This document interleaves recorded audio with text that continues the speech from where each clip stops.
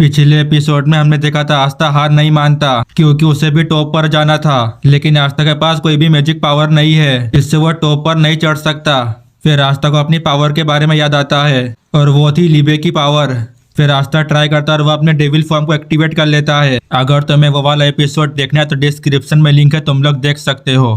पर एपिसोड काफी छोटा है तो जाओ जाकर देख लो, काफी छोटा एपिसोड है। एपिसोड की शुरुआत में हमें जोरा को दिखाया जाता है। उसके सामने दो पर्पल ऑगस्ट के मैजिक नाइट थे।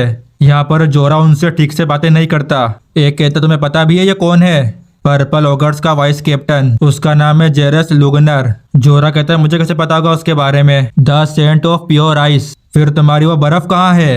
पर्पल ऑगस्ट का vice captain ice magic user है। फिर यहाँ पर जोरा काफी एटीट्यूड में बातें करता है। फिर जोरा उससे आगे बढ़ने के लिए कहता है, इसका मतलब फाइट करने के लिए।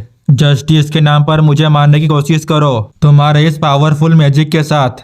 कैप्टन कहता है मैजिक नाइट का अपमान करने की तुम्हारी हिम्मत कैसे हुई? फिर वो अपने मैजिक का इस्तेमाल करता है, आइस मैजिक, आइस स्लाइसर। हम देखते हैं यहाँ पर जोरा अपने मैजिक का इस्तेमाल करता है। अगले सीन में हम देखते हैं कैप्टन पूरी तरह से हार चुका था। जोरा कहता है तुम मेरे जैसे इंसान से हार गए। आइस कैप्टन के रूप में तुम्हारा टाइटल बस एक मजाक है। आगे हम देखते हैं जोरा उसका मैजिक नाइट ड्रॉप ले लेता है। अगले सीन में हमें कई सारे मैजिक नाइट को दिखाया जाता है। दरअसल वहाँ पर रॉयल नाइट का एग्जाम होएगा। हम देखते हैं हमें मिमोसा और क्लाउस को दिखाया जाता है। क्लाउस मिमोसा को समझाता है कि कोई परेशानी मत खड़ी कर देना। इसके बाद हमें यूनो और बेल को दिखाया जाता है। बेल कहती है आज हमारी डेट थी यूनो। यूनो उससे कहता है मैं इसके लिए कभी सहमत नहीं हुआ। फिर बेल यूनो से प्रॉमिस करने के लिए कहती है कि कल वो उसे डेट पर लेकर जाएगा, लेकिन फिर भी यूनो उसे मना कर देता है। फिर हम आस्था को देखते हैं, वो क्लाउस और मिमोसा को हाई करता है। वो उनसे कहता है लंबे समय से नहीं देखा। आस्था को देखकर यहाँ पर मिमोसा ब्लेस करती है। क्लाउस कहता है क्या तुम ठीक हो गई आस्था? और वो कहता है मैं वर्कआउट कर रहा हूँ ताकि मैं स्ट्रॉन्ग बन सकूँ। आस्था कहता है मिमोसा तो तुम्हारा चेहरा लाल है, तुम ठीक तो हो मिमोसा? मिमोसा अपने मन में कहती जब से उसने आस्था को नहीं देखा है तब से वो नर्वस है। मतलब उसने काफी लंबे समय से आस्था को नहीं देखा है, यही वजह है कि वह नर्वस हो रही है। यूनो आस्था से कहता है मैं देख रहा हूँ कि तुम हमेशा की तरह जोरदार हो। फिर आस्था हॉट स्प्रिंग के बारे में बात करता है। इसके बाद मिमोसा हॉट स्प्रिंग के बारे में पूछती है। आस्था कहता है वोल्केनो की उस रेस में मैं तुमसे हार गया, लेकिन आज मैं तुमसे नहीं हारूंगा यूनो। यूनो कहता है तुमने इसके लिए ट्रेनिंग की है, तुम हारोगे इसके लिए तैयार रहना। फिर मिमोसा हॉट स्प्रिंग के बारे में पूछती है, लेकिन उन दोनों में से कोई भी मिमोसा की तरफ ध्यान ही नहीं देता। पीछे से लियोपोल्ड कहता है तुम दोनों मुझे मत भूलो। इसके बाद हम देखते हैं वहां पर फिंद्रेल आ जाता है। मेगमा कहता है अब तुम कौन हो? तुमने ब्लैक बुल का रूप पहना हुआ है, तुम्हें परमिशन किसने दी? लक कहता है मुझे नहीं पता कि तुम कौन हो, लेकिन तुम मुझसे लड़ना चाहते हो। फिंद्रेल कहता है ये मैं हूँ फिंद्रेल। वो बताता है उसने अपना हेयर स्टाइल चेंज कर लिया। हमें फ्लैशबैक में दिखाया जाता है वेनेसा ने किया था, मतलब उसका हेयर स्टाइल चेंज। मेगमा कहता है फिंद्रेल वो किसी काम का नहीं है, वो कभी भी इस कंपटीशन में नहीं आएगा, वो डरपोक है। फिंद्रेल कहता है तुम बहुत मतलबी हो, तुम ऐसा कैसे बोल सकते हो जबकि मैं तुम्हारा सीनियर हूँ। आस्था कहता है तुम दोनों बहुत मतलबी हो, कोई भी बता सकता है कि यह फिंद्रेल है। इसके बाद वो तीनों मिलकर फिंद्रेल का मजाक उड़ाते हैं। आगे हम नोएल और सोलिड का सीन देखते हैं। सोलिड कहता है तुम फिर से हमें शर्मिंदा करने के लिए आ गई। जब तुम इतनी बुरी तरह से हारोगी तो इससे हमारा सिल्वा फैमिली का नाम ही खराब होगा। तुम्हारे पास अभी भी टाइम है, चली जाओ। नोएल उससे कहते मैं नहीं जा रही। वो जाते हुए कहते अब मुझे और डर नहीं लग रहा है, मैं अपने भाई को दिखा दूंगी कि बहन अब बड़ी हो गई है। विजर्ड किंग कहते हैं यहाँ पर आने के लिए तुम्हारा शुक्रिया। वो बताता है ये रॉयल नाइट सिलेक्शन एग्जाम है। इसके बाद पीछे से किंग आते हैं। ये बंदा क्लोवर किंगडम का किंग है, लेकिन सिर्फ नाम का किंग है बस। ये बंदा कुछ भी नहीं करता, बस इसे फैन फॉलोइंग चाहिए। फिर ये हमें टूर्नामेंट के बारे में बताता है, उसका नाम है क्रिस्टल डिस्ट्रैक्शन बैटल टूर्नामेंट। वो कहता है रूल काफी सिंपल है, तुम्हें अपने क्रिस्टल को प्रोटेक्ट करना होगा।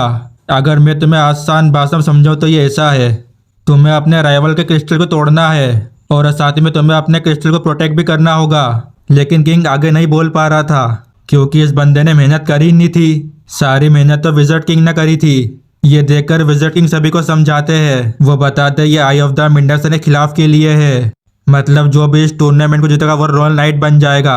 फिर हम सब मिलकर आई ऑफ द मिडनाइट साइन को खत्म करेंगे। उम्मीद करता हूँ तुम्हें समझ में आ गया होगा।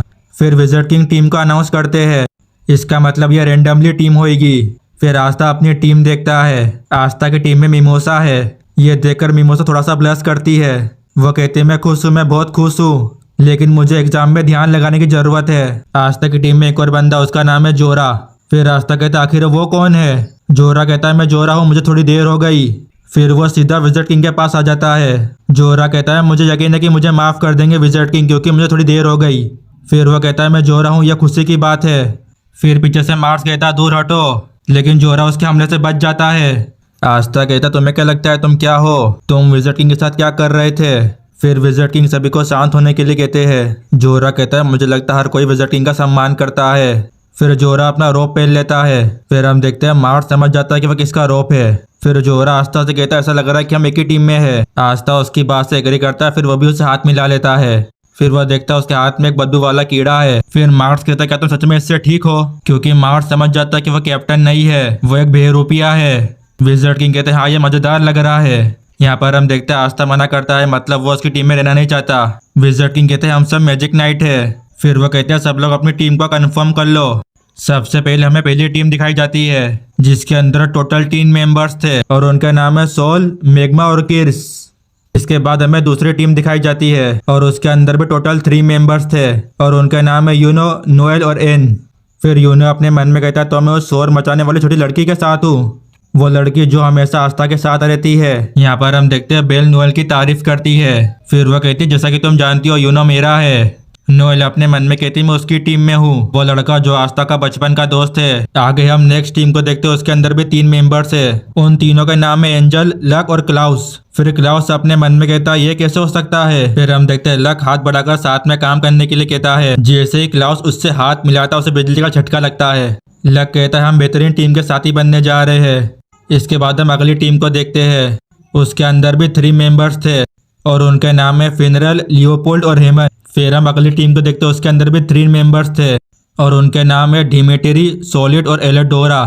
फिर हम देखते हैं विज़र्ड किंग कॉप को ऑर्डर देते हैं ताकि वह सभी को बैटल के मैदान पर लेकर जाए। अगले सीन में हमें बैटल के मैदान को दिखाया जाता है। ये देखकर आस्था काफी खुश हो रहा था। फिर हम देखते हैं मार्स सभी को बैटल का चार्ट दिखाता है। फिर नोएल देखती है उसका सामना सोलिड से होगा और हाँ सोलिड नोएल का भाई है, ठीक है। फिर सोलिड अपने मन में कहता है मैं तुम्हें खुशी खुशी मार दूंगा नोएल। फिनरल देखता है उसका सामना उसके भाई से होगा और उसके भाई का नाम है लेंगरेस। आस्था कहता है हम यूनो का सामना करेंगे फाइनल में, मैं जब तक जीतूंगा चाहे कुछ भी क्यों ना हो जाए। विज़र्ड किंग बताते हैं हम पहले राउंड की शुरुआत करने वाले हैं। हमें दिखा जाता है वहां पर हीलर भी आए थे, अगर बैटल के दौरान किसी को चोट लग जाए तो हम सभी को हील कर देंगे। यहाँ पर हम देखते हैं आस्था उस हीलर को देखकर काफी खुश हो रहा था। हम देखते हैं आस्था की टीम उसके क्रिस्टल की तरफ जाती है। आगे हम देखते हैं वहां पर ब्लैक बुल के मेंबर्स भी आ जाते हैं। वेनेसा देखते हैं आस्था की टीम पहले राउंड पर है। फिर हम देखते हैं वेनेसा आस्था की टीम को चीयर करती है। विज़र्ड किंग कहते हैं क्या दोनों टीम तैयार है। फिर हमें दिखा जाता है चार्मी विज़र्ड किंग के पास आकर बैठ जाती है। फिर हमें दोनों टीम को दिखाया जाता है और इसी के साथ ये एपिसोड यहाँ पर ही खत्म हो जाता है।